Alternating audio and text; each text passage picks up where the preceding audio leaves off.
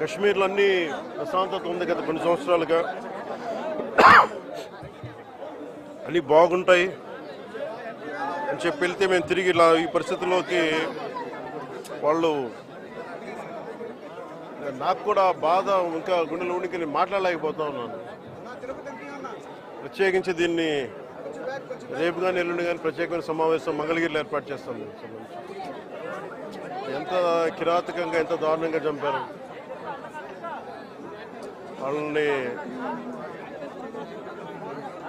ఈ సమయంలో వాళ్ళు అడుగుతూ మేము ఆత్మగౌరవం ఉన్న వాళ్ళు మేము నిజంగా ఇక్కడ ఏదో ఒక ఎక్స్గ్రేషియా ప్రకటించడానికో లేదంటే దీనికో రాలేదు. నిజంగా ఉగ్రవాదుల దాడిలో ఇది రిపీటెడ్గా, ఎందుకంటే నేను 86 నుంచి 89 వరకు నేను కాశ్మీర్లో ప్రతి సమ్మర్లో అప్పుడున్న పరిస్థితుల్లో షూటింగ్ల వల్ల వెళ్ళేవాడిని, నేను పనిచేసేవాడిని. సో నాకు పరిస్థితులు తెలుసు. నాకు మళ్ళీ తిరిగి అలాంటి పరిస్థితులు పునరావృతమైనవి అనేది చాలా చాలా బాధ కలిగిస్తూ ఉంది. కొన్ని అంశాలు ప్రత్యేకంగా ఆవిడ తెలియజేశారు. వారి అమ్మాయి కానీ వారి అబ్బాయి కానీ వాళ్ళ పడ్డ క్షోభ చాలా చాలా వివరంగా తెలియజేశారు. ఎంత సాడిస్టిక్గా, ఎంత మెథాడికల్గా, కోల్డ్ బ్లడెడ్గా చంపేశారు చెప్తుంటే అసలు కడుపులో బాధ ఉండలు చుట్టుకుపోతాం.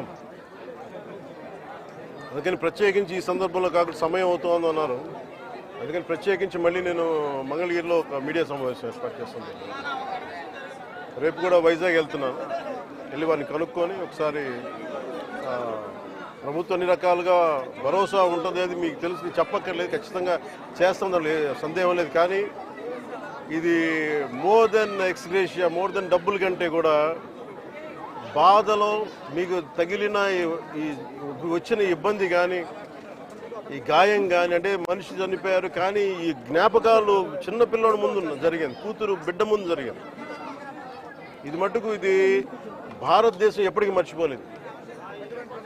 భారతదేశం ఎప్పటికీ మర్చిపోలేదు.